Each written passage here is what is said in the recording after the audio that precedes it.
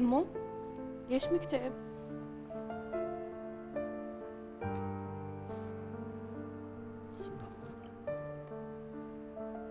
انت مو سارة أوس الممثلة؟ اي عمو.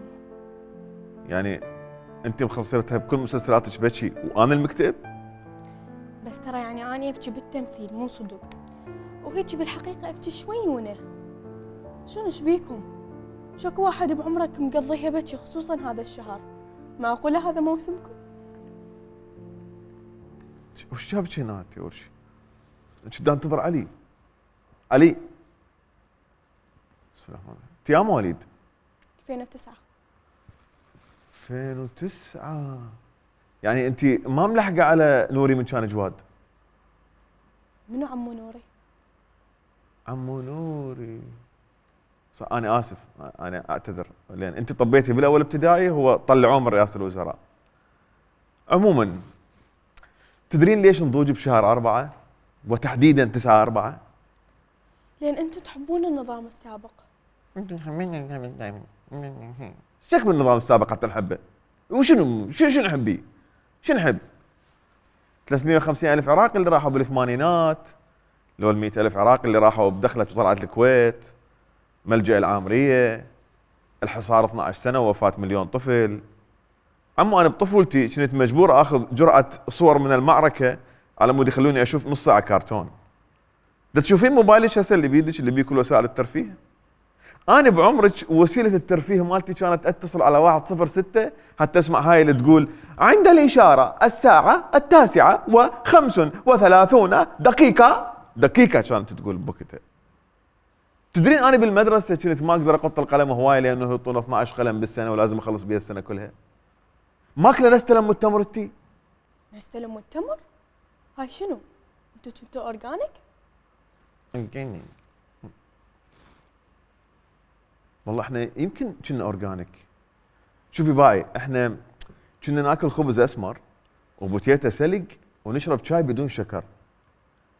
احنا كنا فيجيتيريان، كنا طاقين طماطه وباذنجان وبصل اخضر تدرين بالمدرسه كنا ناكل نومي وسماق ولبلبي، كنا نأسس شنو ما ادري. زين إذا ذاك الزمن ما عاجبك ليش من تغير اكتئبت؟ لأن سقف توقعاتنا كان عالي وتالي تفلش على راسي وراس كل جيلي. شلون امثلك اياه؟ شايفه من انت زينه بالامتحانات تجيك النتيجه طالعه كمال ب3؟ عادي اكو دور ثاني. اللي صار بينا ما بي دور ثاني ولا 5 درجات ولا تحميل، لأن هاي 20 سنة راحت من عمري وعمر كل الجيل اللي أنا عايش وياه. شنو رأيك أحكي لك قصة 3 سبعات؟ العراق من 2003 لليوم عاش 3 سبعات، 7 سنوات ب7 سنوات ب7 سنوات. بالسبعة الثانية طلعت لهم 7 ب7. اي احنا عشنا من 2003 ل 2010، هاي أول 7 المرحلة الأولى. من 2010 ل 2017 هاي السبعة الثانية المرحلة الثانية. من 2017 ل 2023 احنا هسه بالسبعة الثالثة. وكل مرحلة من هاي المراحل اكلت من عمر جيلي 7 سنوات، يعني واضحة اكيد 7 سنوات فاكلت من عمر جيلي 7 سنوات. وهاي المراحل راح تبلش بجيلكم هسه. زين ايش صار باول 7؟ سؤال مهم.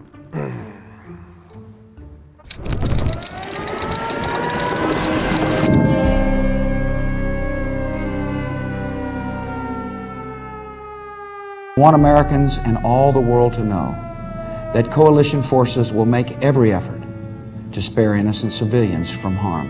A campaign on the harsh terrain of a nation as large as California could be longer and more difficult than some predict, and helping Iraqis achieve a united, stable, and free country will require our sustained commitment. We come to Iraq with respect for its citizens, for their great civilization, and for the religious faiths they practice. We have no ambition in Iraq except to remove a threat and restore control of that country to its own people. We will deliver the food and medicine you need. We will tear down the apparatus of terror, and we will help you to build a new Iraq that is prosperous and free. In a free Iraq, there will be no more wars of aggression against your neighbors, no more poison factories. No more executions of dissidents. No more torture chambers and rape rooms. The tyrant will soon be gone.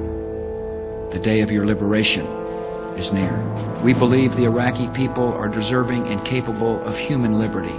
They can set an example to all the Middle East of a vital and peaceful and self-governing nation. لهذا كان سقف توقعاتنا عالي، حرية وديمقراطية وأمان وتطور، وكنا راح نكون مثال للشرق الأوسط بالسلام ودجاج بالحصة. بس تدرين أول شيء صار ورا سقوط النظام ب 2003 شنو؟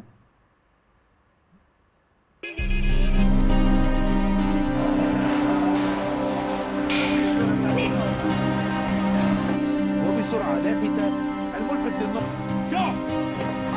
السؤال الذي أثار التعجب.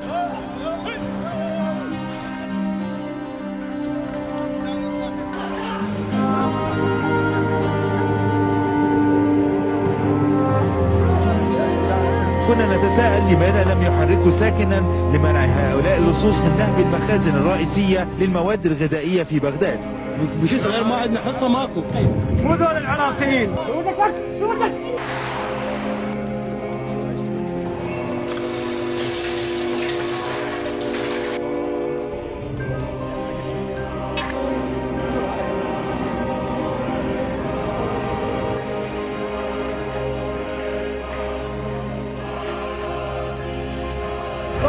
صور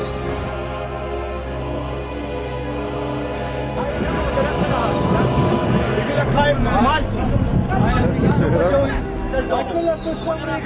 نحافظ على بلدنا. اذاعه بدماءنا. اسمع لقاها بالشارع، لقاها بالشارع وخليه حتى يعرفون كل العالم ان العراقيين غيورين وشرفاء. مو ذول يمثلون العراق. الحراميه ما يمثلون الشعب العراقي. نرجع الى شعب العراقي في موقع معين من هذه المدينه، مدينه اليرموك الفاسده.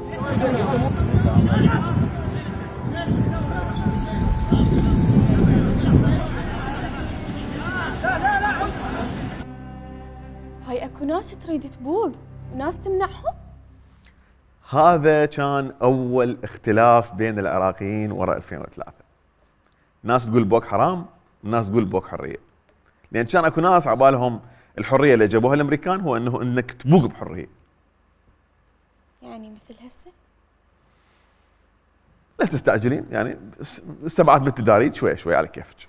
بس تذكري شكل الحرامي المربوط والمواطن الشريف اللي رابطه، تذكري كل الزين، لأن هاي كانت اللحظة الأولى اللي انفطر بها سقف التوقعات. خصوصا احنا كنا بعدنا بأول 7 ما متعلمين اللعبة، واحنا كنا الجيل المتأمل. كان عمري بوقتها 19 سنة.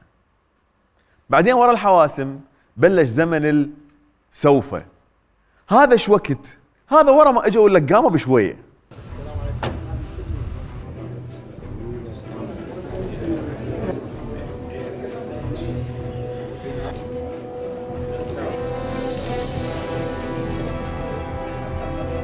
ديمقراطية عشق العراقيين، والعراقي اليوم يتنفس مرة أخرى ليفهم معنى الحرية. لا بد من صياغة عقلية عراقية جديدة تؤمن بالحوار وبالآخر وبالديمقراطية وبالآليات والاحتكام إلى المنطق والعقل والحجة والدليل وكل شيء. يبقى الأمن كما كان سابقا يحتل مرتبة متقدمة، بس في نفس الوقت يولي الاقتصاد والخدمات وإعادة الإعمار والبناء رعاية خاصة إلى جانب الأمن. بل الاستقرار وسمة الاستقرار بإذنه تعالى ستكون هي السمة السائدة لعراق المستقبل.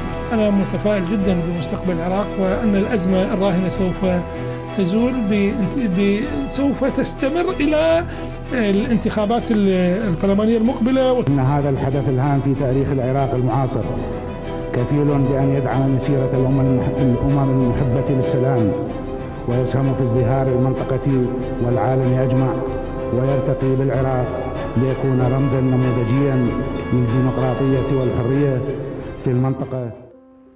والله خوش يحجون. شنو الأشياء اللي ما قدروا يحققوا لكم إياها من هذني الوعود؟ الإعلان دائماً أقوى من المضمون. بالإعلان دائماً يطلعون أحلى اللقطات، بعدين يطلع العمل كلش عاوي. وإحنا قشمرنا بالتريلر وحقنا، يعني طالعين من حقبة اللي يعطينا قطوية بيبسي عمو سدي اذانك.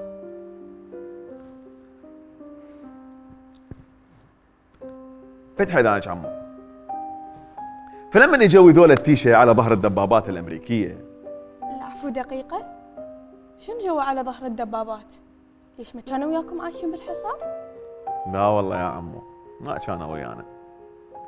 خطية كانوا قاعدين بالشولة برفحة وضواحيها، يعني لندن، نيويورك، باريس، ستوكهولم، سيدني، بهاي المناطق المنكوبة مساكين خطية.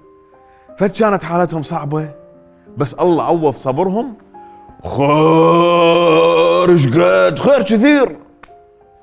واحدهم كان ما شايف ال1000 يورو طبقة واحدة، لأنه كان ياخذ راتب الإعاشة 950 يورو. هسه سد يدانك عمو.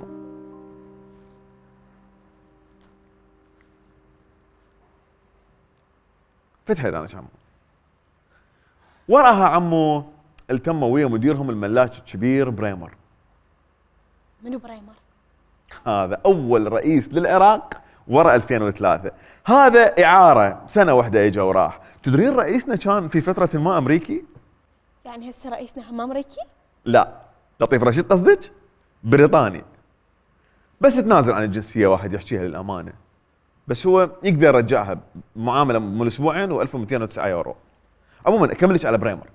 بريمر سوى اجتثاث البعث وحل الجيش العراقي، وهاي كانت أحسن خطوتين بتاريخ العراق الحديث.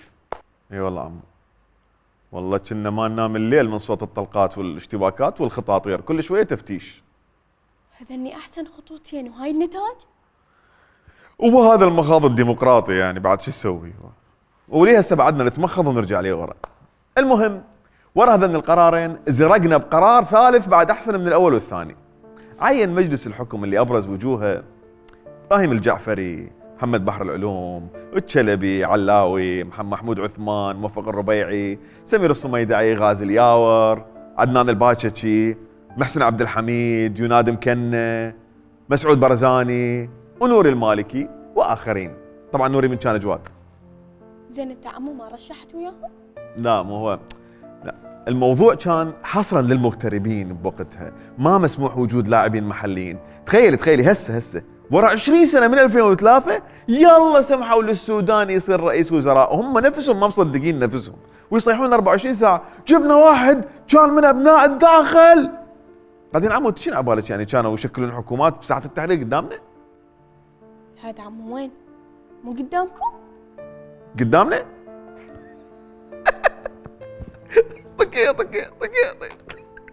عمو المنطقة اللي يشكلون بها الحكومة هي المنطقة الخضراء، والعراقيين شافوا الخضراء مرتين، مرة من فتحوا الصبات ب 2017 وثاني يوم وثالث يوم لما شالوا الصبات. خلاص هذا. اي اكملك. فسووا حكومات بيناتهم، يعني تقدرين تقولين حدث عائلي، يعني ما عزموا احد من الداخل، عزومة على القد هيك. وكتبوا الدستور اللي بدنا نمشي عليه هسه، وشمروا لنا نسخة من عنده من ورا الصبات، وقالوا يلا هاكم روحوا صوتوا عليه، وصوتوا عليه بنعم. وصوتنا بنعم. ايش صار وراها؟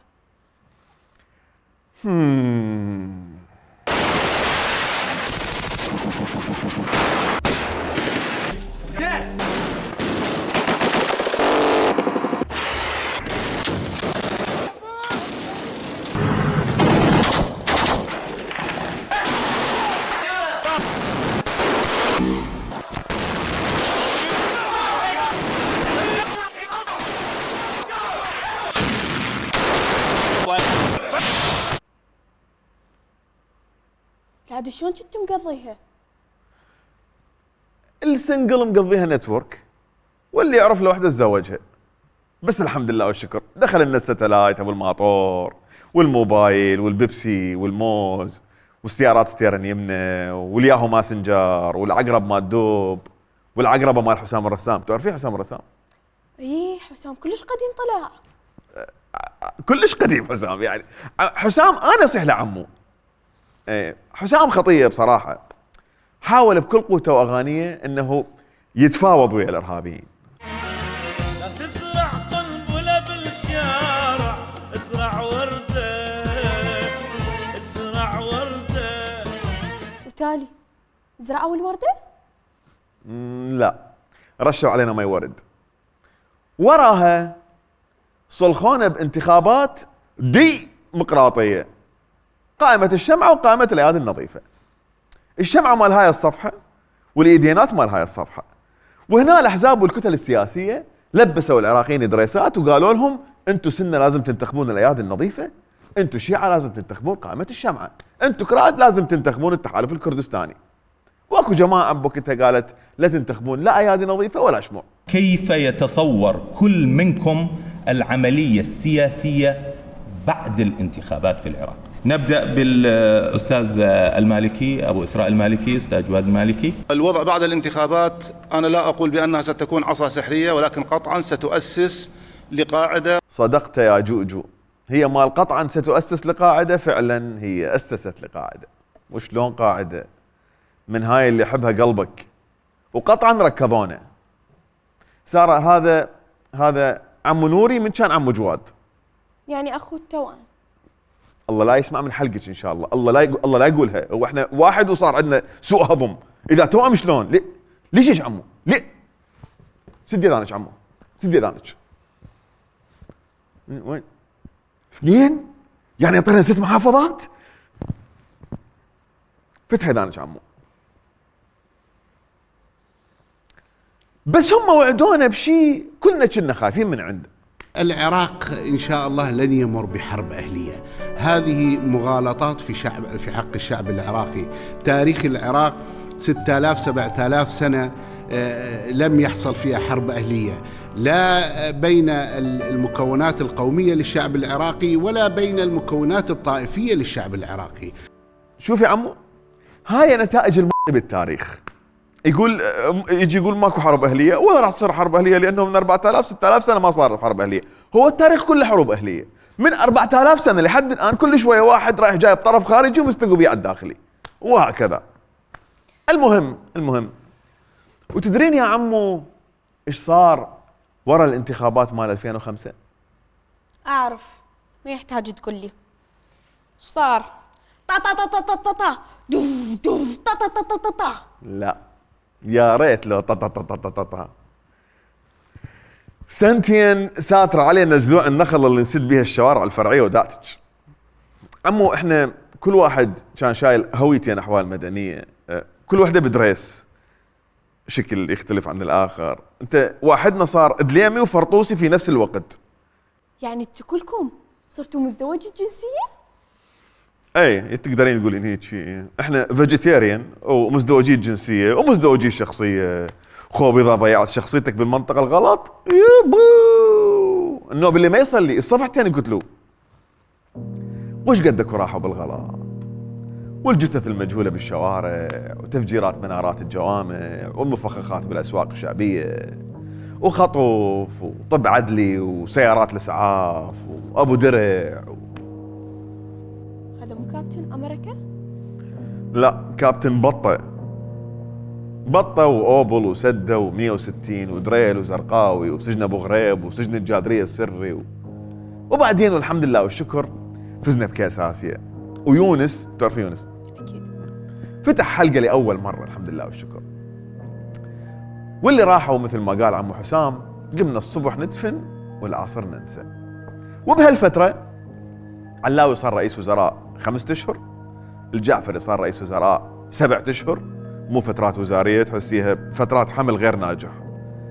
وإذا ركزتي الجعفري كان رئيس وزراء بال2006 وهو اللي افتتح فعاليات الحرب الأهلية. عموما الجعفري لطش برئاسة الوزراء، وجواد كبر وصار نوري، ولطش همات برئاسة الوزراء وصار رئيس وزراء، لأن الفايز بالعراق هو خسران، والخسران هو اللي يحكم. اشرح اياه. الجعفري بالانتخابات مال 2005 فاز، بس طلعوه جابوا نوري الخسران، وهكذا هي هيك. وطلعت لنا القاعده وتشكلت قوات الصحوه وسحلتهم، وصارت ثوره الفرسان اللي هي نور المالكي هجم هو الجيش العراقي والامريكان هجموا على البصره على جيش المهدي والصدريين. والعراق بال 2009 بدا يستقر شويونه. وهنا ايش صار بال 2009؟ أنا جيت للدنيا. شفتي ايش قد فادتش احداث؟ شفتي؟ هاي كلها صارت قبل لا تجين انت الدنيا. تدرين انت ومنو دخلوا العراق بنفس السنه؟ منو؟ ابو الاريل. تلفزيون هذا؟ هذا جهاز يلزمه الجندي ولازم نفسيته تكون مرتاحه تعال علي شوفنا. شوف يا عم. شو اسمه لك انت؟ شاي زاهي؟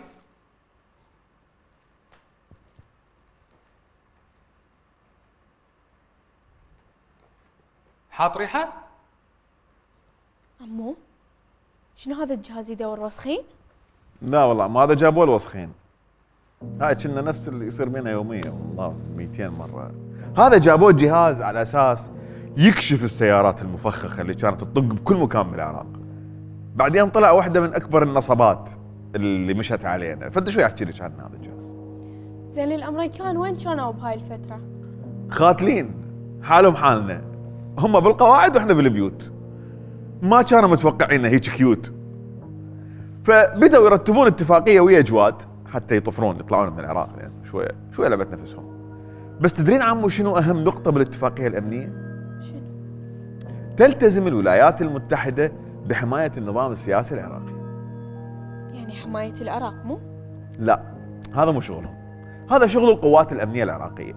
فرق بين العراق وبين النظام السياسي اللي يحكم العراق، هذا تحميه امريكا. يعني رموز العمليه السياسيه كلهم محميين من امريكا، حتى اللي شاملتهم عقوبات من امريكا هم تحميهم امريكا بالعراق. المهم وطبينا بالسبت الدامي والاحد الدامي والاثنين الدامي وكل ايام الاسبوع الدامي ويوميا مفخخات. وطلع جوجو بوقتها وقال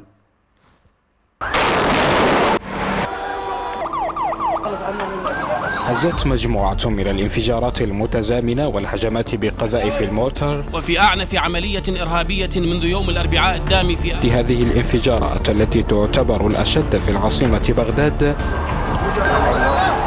في وقت حذرت فيه بعض مصادر الحكومة عن نشاط جهات ودول معينة لزعزعة الأمن والاستقرار في العراق. أكد رئيس الوزراء العراقي نوري المالكي أن الأدلة التي قدمها العراق إلى الأمم المتحدة حول تورط لسوريا في تفجيرات العراق دامغة. لكل شيء حدود وصبرنا أيضا له حدود. مجلس الوزراء ناقش هذه العملية اليوم واتخذ قراره بتوجيه خطاب إلى الدولة التي انطلقت منها العملية، وطالب الأمم المتحدة ومجلس الأمن بأن يعتبر هذه جرائم حرب. وبعدين ايش صار؟ جوجو فلش مجالس الصحوات اللي كانت احد اسباب استقرار العراق واللي هي النسخه الاولى الحشد، وحول رواتبهم للميليشيات اللي يروحون لسوريا يدافعون عن النظام السوري. اما هذا مو نفسه عمو جواد اللي اتهم النظام السوري بالتفجيرات وانه بعدين راح وياهم؟ شوف بعد انت قمتي تلقفين بعض الاشياء، بس لا حبيبتي لا، اللي اتهمهم هو جواد، اللي دعمهم نوري. امو سدي اذانك شوي، سدي اذانك. جوري ايش سويت جوري؟ افتحي اذانك. وهنا عمو خلصت السبعه الاولى، ونقدر نقول اكبر انجاز حققناه كشباب انه طلعنا منها عايشين. هذا الانجاز وانت عمرك 27 سنه مو؟ مستهينه بهذا الانجاز؟ طلعت عايش اني. عمو سد اذانك انت.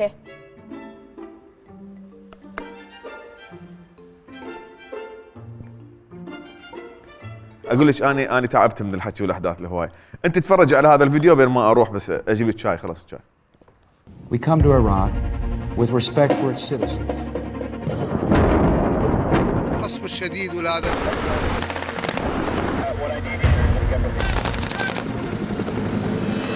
ناجى نظام الحكم السابق في العراق وخالفت طريقة سقوطه جميع التوقعات.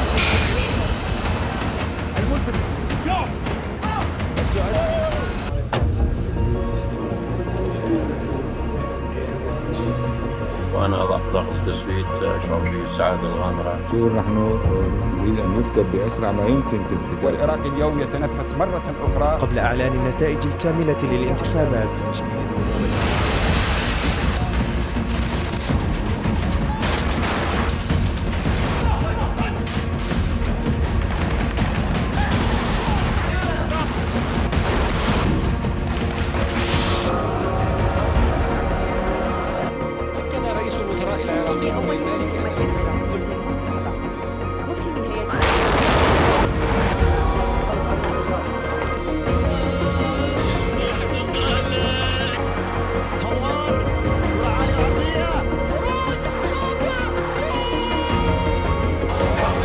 انطلق العام الجديد ولم يزل الخلاف السياسي يدور حول عنوانين: الانتخابات العراقية كيف ستجري ومتى؟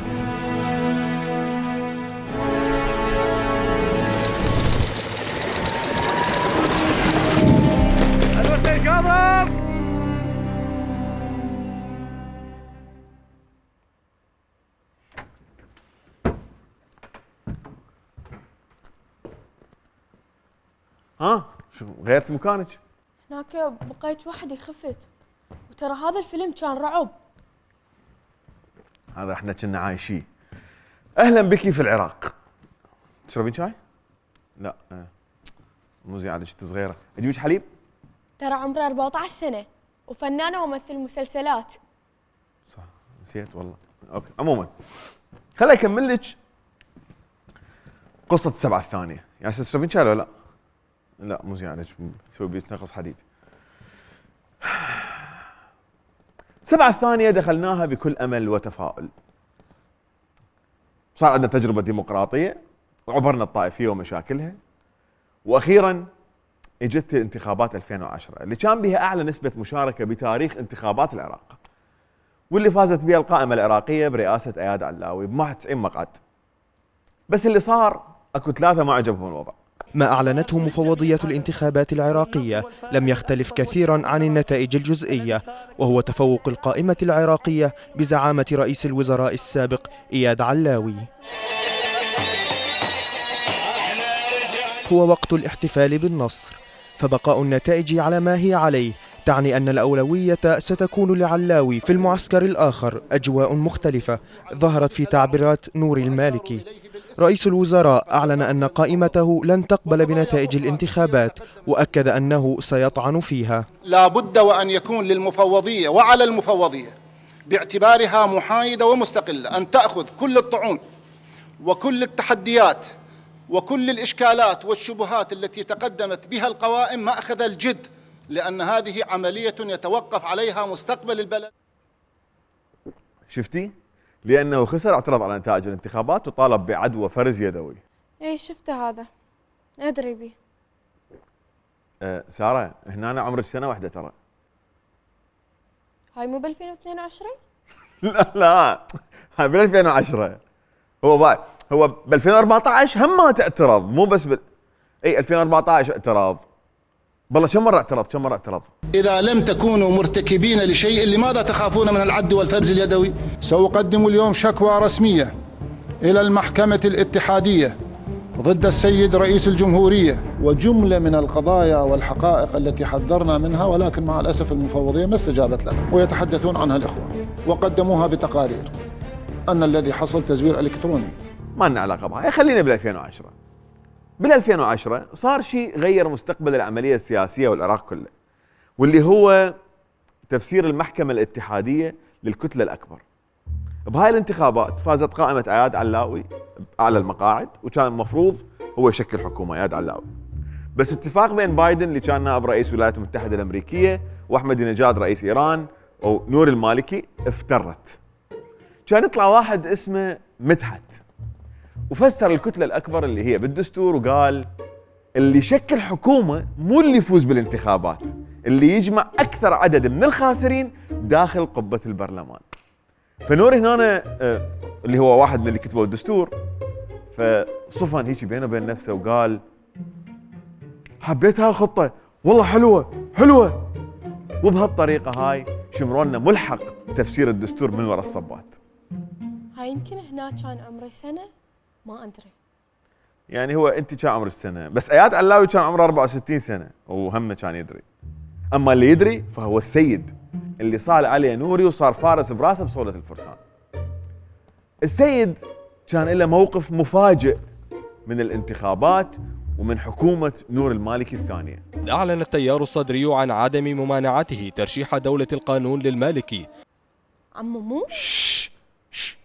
مو إلا كل شيء تعلقين ولازم تحكي. اسكتي. الكبار من يصالحون الصغار يقومون ينامون. يلا هم الامريكان راحوا ومضوا، انت قومي امضي نامي، يلا تاخر الوقت. قومي. زين والاحداث اللي ورا 2010 مو الا تعرفين، روحي نامي يلا امضي، ما اريد اشوفك، يلا مو ضروري، وسالف مال الكبار هاي، روحي تحكي لي وروحي يلا كافي روحي نامي.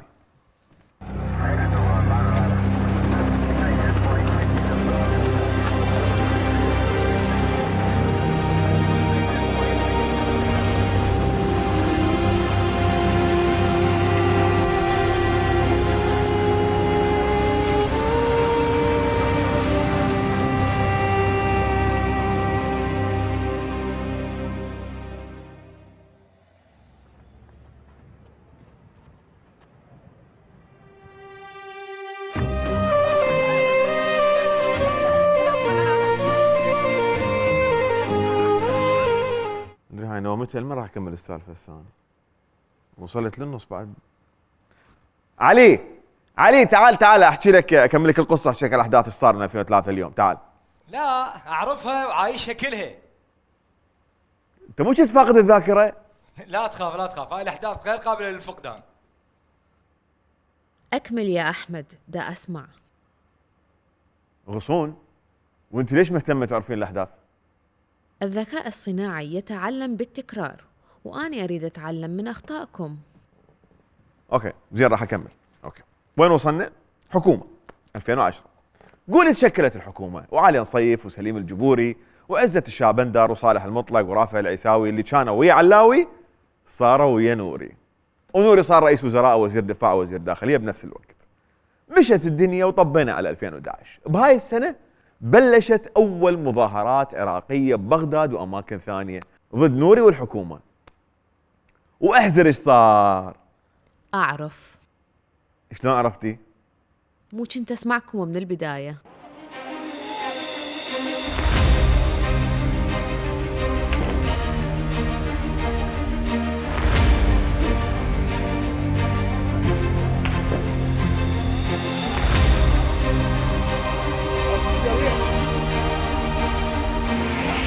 شيع مئات من العراقيين جثامين المتظاهرين الذين قتلوا أمس برصاص قوات الأمن في عدد من مدن العراق فيما سمي جمعة الغضب. كما قال منظمو التظاهرات والذين يسمون أنفسهم شباب الثورة العراقية في بيان لهم، قالوا إن هدفهم تحول من الإصلاح إلى إسقاط العملية السياسية. هاي كانت أول مظاهرات مدنية بالعراق. طلعوا الناس لأنه كانوا مصدقين بالديمقراطية وحرية التعبير وحرية التظاهر، فنزلوا هليكوبترات عليهم ساحة التحرير. هاي مو مال 2019؟ لا هاي قبل. بال 2019 نزلوا قناصين، صار الموضوع مختلف. المهم راحوا بهاي المظاهرات العشرات بين شهيد وجريح واعتقلوا المئات.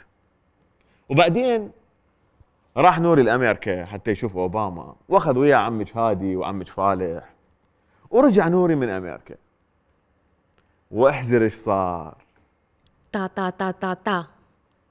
اتهام نائب رئيس الجمهورية طارق الهاشمي أو أعضاء في مكتبه بالقيام بعمليات مسلحة. طارق الهاشمي نائب رئيس العراق، هل هو بريء حتى تثبت براءته أم مذنب حقا؟ أصدر القضاء العراقي اليوم حكما غيابيا بالإعدام شنقا على نائب رئيس الجمهورية طارق الهاشمي. لا تكاد الحكومة العراقية تخرج من أزمة حتى تدخل في أخرى. الأزمة هذه المرة سببها قيام قوة أمنية بمداهمة مكتب وزير المالية رافع العيساوي.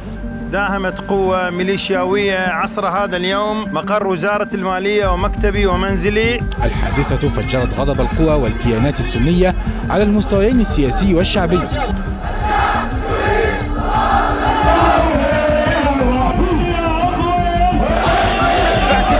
هذا يزلزل كل خارج على القانون. بهذه الكلمات خاطب وزير المالية العراقي رافع العيساوي آلاف من مؤيديه السنة في مدينة الرمادي عاصمة محافظة الأنبار.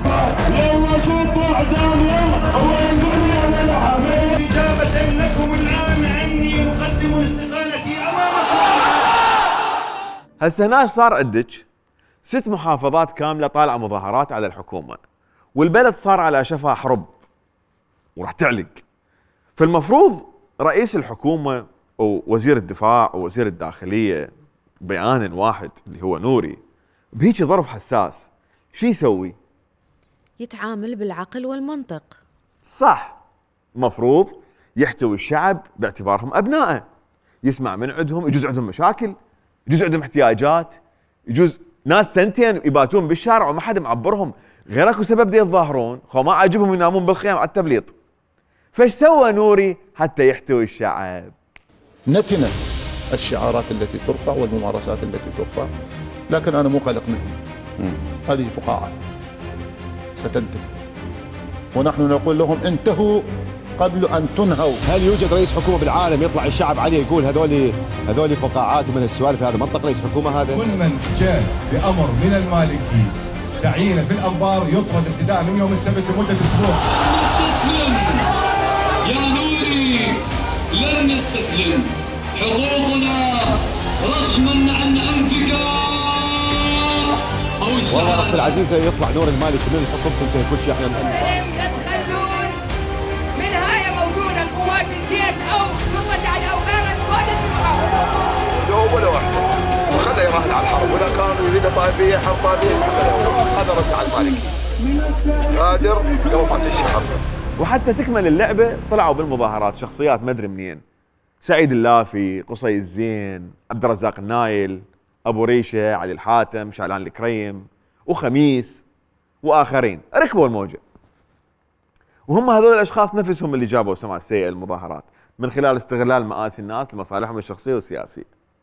وتالي اول ما طقت الطقاقه هم اول ناس طفروا وعافوا العالم يدفعون الثمن. لا والاقوى بعدين كلهم رجعوا وصاروا ويا نوري. في وقتها حتى مقتدى الصدر طلب من نوري يروح للانبار يقعد وياهم ويسمعهم، ونوري ما قبل. عمار الحكيم اطلق مبادره انبارنا الصامده والمالكي ما قبل. وهذول اثنينهم جزء من النظام السياسي والتحالف اللي شكل حكومه. عشائر من الجنوب راحوا للانبار وباقي المحافظات، عشائر من الانبار راحت للجنوب. فايش سوى نوري حتى يرد عليهم كلهم؟ نبقى في العراق، حيث بث ناشطون على مواقع التواصل الاجتماعي صورا مسربة من هاتف أحد الجنود العراقيين يظهر دخول الجنود إلى ساحة اعتصام الحويجة أو الحويجة بالأحرى بعد اقتحامها بالعنف.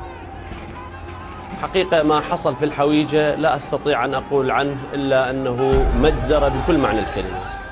خسائرنا بذيك الأيام أكثر من 54 شهيد بالحويجة، منهم كبار بالسن ومعاقين على كراسي متحركة، وأكثر من 50 شهيد من المصلين بجامع سارية بديالة، وعشرات الشهداء بالفلوجة، وعشرات الشهداء بمناطق متفرقة من العراق بعمليات إرهابية متفرقة. وخلصت هنا السالفة؟ لا، فجأة ما ندري منين طلع شيء اسمه داعش وصار اللي صار. بسيطرة تنظيم الدولة الإسلامية على مقر عمليات الأنبار ومبنى مكافحة الإرهاب، وسيطرة جماعات متشددة على مدينتي الرمادي والفلوجة في محافظة الأنبار، مدينة تكريت مركز محافظة صلاح الدين بعد سيطرة داعش بالكامل عليها. في ساعات قليلة سقطت ثاني كبرى المدن العراقية في قبضة مسلحين بعدما انسحب منها الجيش. الذي حصل كان بسبب إهمال القيادات الأمنية وعدم وجود معلومات مسبقة. وإن رأيتموني على باطل تخاذل الضباط دارت الجوامشد. الله شاهد علينا، لا قائد موجود، لا واحد مسؤول علينا، ظلينا نفر بذاننا. الموصل وأجزاء أخرى في محافظة نينوى يسيطر عليها مسلحون.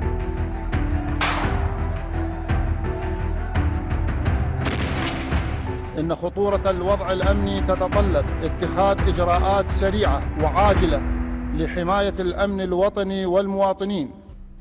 وسووا إجراءات سريعة؟ لا، سووا تصريحات سريعة. وهنا طلع أشهر بوست بتاريخ العراق الحديث كله، اللي هو بيوم 10/6/2014، اللي طلع به نور المالكي بتصريح يقول: سنستعيد السيطرة على الموصل خلال 24 ساعة. بس ما استعاد السيطرة لا ورا 24 ساعة ولا ورا سنة. بعدين طلع قال هاي مؤامرة من مسعود، وراها قال هاي مؤامرة من تركيا، وراها قال مؤامرة من داعش، ومؤامرة من أمريكا، ومؤامرة من الغرب والولايات، كلها. وداعش وراها سوى واحدة من أكبر المجازر بالتاريخ الحديث، مجزرة سبايكر، اللي استشهدوا بها 1700 شاب أعزل، لزموهم وقتلوهم بأبشع طريقة ممكنة. وداعش بلشوا بإبادة الأيزيديين بسنجار، وجريمة الخسفة بأهالي الموصل، وعشرات آلاف الشهداء والضحايا من العسكريين والمدنيين من كل محافظات العراق. وبلشت المذابح ومسح المدن ببراميل متفجرة وتهجير أهلها وإخفائهم قسريا، وماكو أي واحد كبير يتحاسب. والمرجعية أصدرت فتوى الجهاد الكفائي للتطوع بالأجهزة الأمنية، والأمريكان سووا تحالف دولي لقتال داعش ورجعوا للعراق، والقوات العراقية قاتلت على الأرض لحد ما انهزم داعش بال2017. بالمناسبة تدرين سنة 2014 صارت انتخابات، وتدرين منو فاز بالانتخابات؟ منو؟ نوري فاز. بس طلعوه من الحكم، رغم انه هو استلم الحكم من فاز اياد علاوي. بس هاي طبيعة الانتخابات بالعراق، اللي يفوز ما يحكم، اللي يحكم هو اللي خسران، اللي يخسر. فاللي حكم بوقتها هو العباد. الكابتن حمني شبه الوسط في فريق الطلقة النارية؟ نفسه الطلقة النارية. بس بنص هاي الهوسة طلع واحد بهاي السنة يضحك من قهره. منو؟ اهلا بكم مشاهدينا باول حلقه من برنامج البشير شو. طبعا بعض الاصدقاء يسموه البشير شو. ايش وقت تسوون البروميشن مال بشير شو؟ رحمه والديكم اسمه البشير شو. البشير لان انا اسمي البشير والشو بوقت الاسم على اساس احنا اجانب. ما شفت بوقتها يعني ادري راح اصير رئيس في يوم من الايام. يعني انت انعرفت بهاي السنه؟ انا عرفت قبلها بس اكو ناس هوايه انعرفت بهاي السنه والسنتين اللي وراها. منو؟ شقد الان عندي صولة على قناص وريد نقصص مو فقط واحد. انا مقدم هاشم كل تعرف. هسه هم يطلع عنا مهند الامين العام لعصائب اهل الحق في الكلام مباشره على الهواء. في هسه ليش زعل الخشدوم والله ما ادري. هذا المسدس يعود الى المجرم المقتول عزة الدوري. نحن عشاق الشهاده او النصر. نقول لداعش مفاجاتنا الكبرى لكم هي جهنم وبئس المصير. اليوم قمنا نصنع صواريخ، القاهر غير القاهر. بعد ما شفت اللي سووه جماعة نوري المالكي والمحتل ايش سووا بالعراق قلت اترحم اني على صدق. في الواقع هذا الموضوع يهمنا بشكل اساسي. تشكيلنا هو تشكيل جهادي، واذا تشرب شاي بقلاص تعتبر مصدر. في رحمه الوالدي يقضي عليهم تفريج. يصير فيهم في هذه المعركه. في انا اسولفك كازم اللي شفته عدم الخضوع والخنوع. تعبر عنها بهذا التعبير. الا طحين الا بايدر. وش قد صاروا خطوط حمر بعد ما تقدر تمشي لك خطوتين اذا ما تدوس لك على خط. وكانت اكو ناس تقاتل صدق واكو ناس تروح تاخذ صور، وبعدين اللي قاتلوا استشهدوا واللي اخذ صور باق جهودهم وحقوقهم وحتى قضيتهم. وبنص هاي الهوسه كلها صار شيء لفت انتباه العراقيين.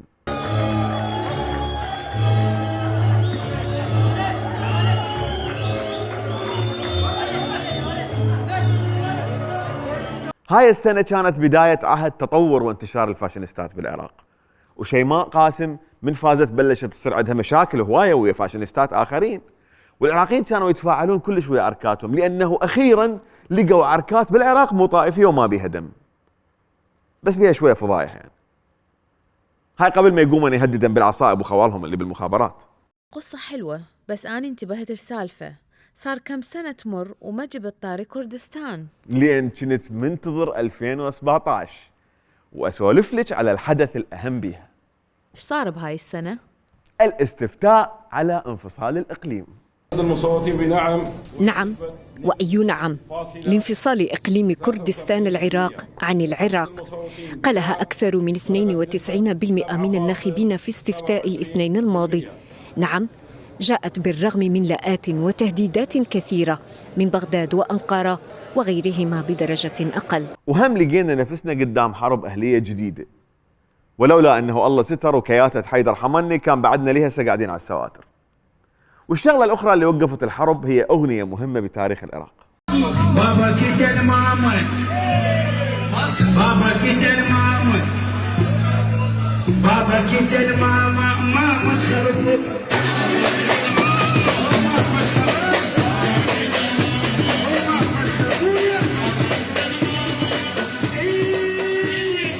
ورغم بابا كتل ماما وماما تخربطت انتصرنا على داعش وتحررت الموصل ورجع الهدوء للعراق وطبينا بالسبعة الثالثة.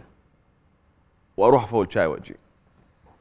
ومن المفترض أن تنهي هذه القوات انسحابها من العراق في 31 من ديسمبر الحالي. نستمع الآن ننتقل إلى كلمة رئيس الوزراء العراقي سيد نوري المالكي. سجن أبو غريب والذي ما زالت ذاكرة العراقيين تحمل الكثير من الصور المؤلمة. 9 إرهابيين أو انتحاريين بحزام ناسي. أن تتوجهوا وأن تتركوهم. قفز تنظيم داعش إلى مدينة الموصل واحتلها في لمشة عام. مذبحة سبايكان رغم بشاعتها. انتخابات برلمانية عراقية قد يكون هدفها الأساسي ارتكاب جريمة جديدة بحق الآثار والتراث في العراق. من المتظاهرين المنطقة الخضراء.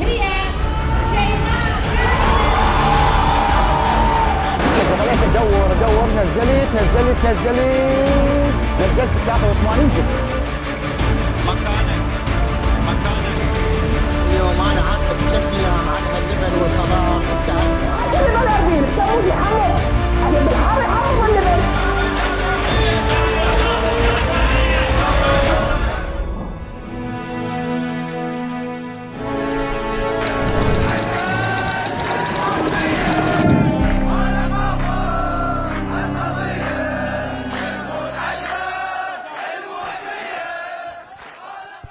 ودخلنا سنة 2018،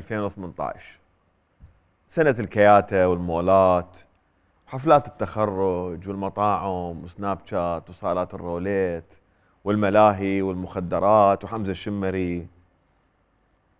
صرنا فيغاس. وبهاي السنة هم صارت انتخابات، واللي فاز بيها بالمركز الأول السيد، والمركز الثاني شيخ المجاهدين الحاج هادي العامري والشايش الصاعد قيس، والمركز الثالث كان من نصيب حمني. وما يحتاج أقول لك ايش صار وراء الانتخابات.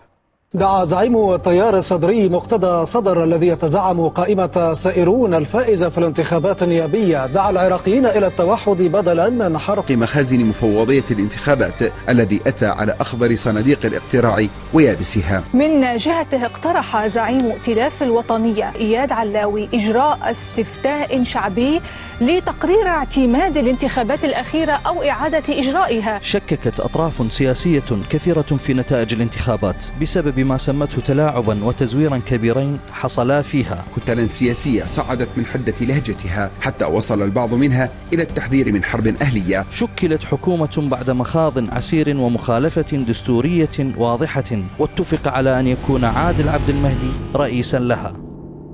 ومثل ما اتفقنا الفايز خسران، فجوي للسيد قال له أنت صح فزت بس أنت تعرف قانون اللعبة، فهذا عادل زوية، تعال نتفاهم عليه. وبنص كل هاي الهوسة الانتخابات والعالم مظاهرات وتفجيرات وداعش وهاي الهوسة، رجع خميس الخنجر لبغداد.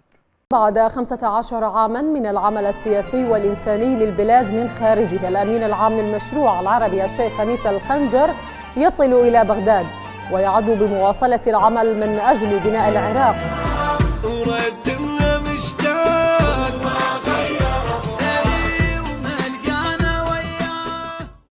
ما غير طباع حتلو البلد ضاع، والله نصرت. وإذا رجع شنو المشكلة؟ المشكلة كانوا يقولون عليه يدعم داعش، بس رجع لبغداد عادي وتحالف ويا اللي كانوا يقولون عليه يدعم داعش. لعد ليش قالوا يدعم داعش؟ مو طلع ناوي يدعم هادي، فالناس شوية اشتبت بالموضوع. ورا كل اللي سووه هواية أطراف صاروا حبايب بنهاية 2018 ودخلت 2019 وعشنا بيها هدوء سياسي، بس كان الهدوء اللي يسبق العاصفة، عاصفة تشرين.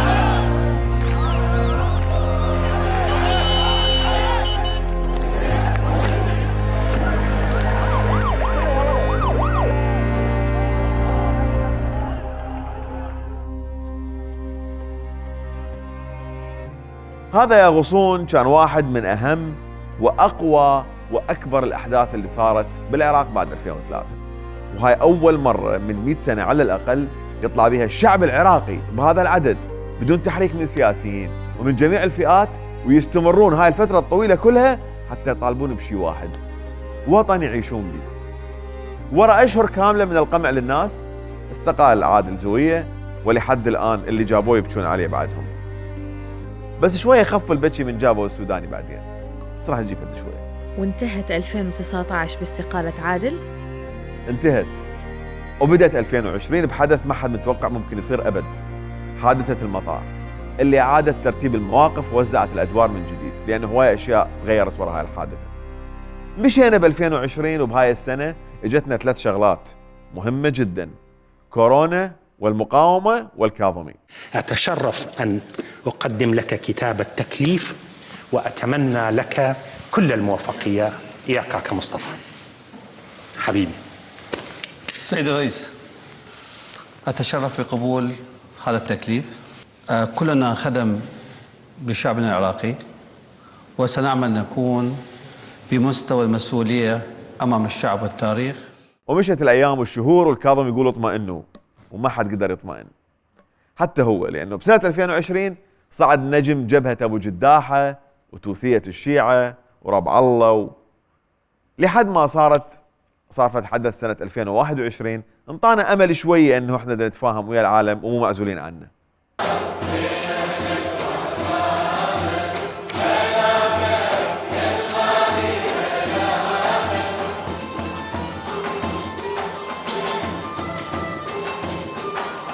هذا كان حدث تاريخي ومهم وراح نبقى نتذكره. وبنص كل هاي الهوسة طلعوا إيناس الخالدي، بنين الموسوي، سعدون الساعدي، وسام الكناني، عيسى المنتصب والعزيز وغيرهم وصارت هوسة. ايبا بس كل هاي الهوسة اللي صارت ما كانت مثل الهوسة اللي سببها مؤسس الحشد الشعبي والأمين العام لحزب الدعوة نور المالكي من مبارك البايدن تسلم الرئاسة. هاي بوقتها أنت كنت بكوكب الأرض؟ بالضبط. ومن عندها بديت أدور لي على سفينة لأنه عرفت الوضعية وين رايحة. وين رايحة؟ رايحة للانتخابات، وكالعادة الفايز ما يحكم. صحيح، بس هالمرة السيد لعبهم وسواها بمزاجه. واحزر ايش صار ورا الانسحاب. انسحب الرقم الصعب من العملية السياسية.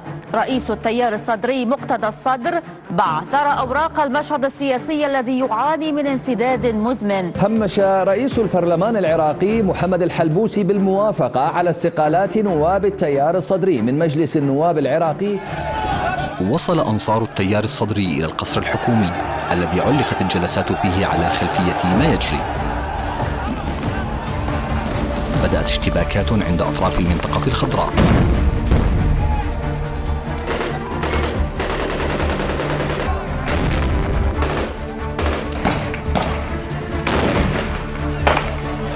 في بغداد حيث لا تزال تدور اشتباكات منذ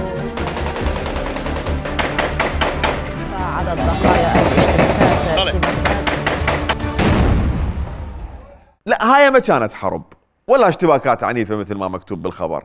هذا مجرد شباب بتظاهرات 2022 عندهم بعض النقاط اللي حبوا يوضحوها، وكل إنسان عنده طريقته بالتعبير عن وجهة نظره، وكل وجهات النظر محترمة خصوصا إذا انقذفت عليك بRPG 7. انسحاب كامل حتى من الاعتصام، وإن لم تطيعوا لنا موقف آخر. انسحاب أنصار التيار الصدري من التظاهرات ومن داخل المنطقة الخضراء ومن الاشتباكات التي كانت مستمرة منذ الأمس مباشرة بعد انتهاء كلمة زعيم التيار الصدري مقتدى الصدر. المهم انسحب السيد وقعد بالبيت، والإطار شكل حكومة وصار صديق الأمريكان، وماكو مقاومة بعد ولا توثية الشيعة وجبهة أبو جداحة وربع الله وهذا السوالف. والسوداني صار رئيس وزراء، وشارع شاكر العاني تبلط نصه، واحنا هسه عايشين باخر سنه من السبعه الثالثه. بس دقيقه عندي سؤال. بسم الله الرحمن الرحيم. المفروض نايم ايش ادري قاعد ليس. تتذكر الحرامي المربوط المواطن الشريف اللي هو رابطه؟ زين. هذول شنو سالفتهم؟ اللي بالبدايه شفناهم. اي اللي بالبدايه. التغيير اللي صار ورا 20 سنه من 2003 لليوم، الحرامي اللي مربوط هو قام يحكم، والمواطن هو اللي الربط. خلاص.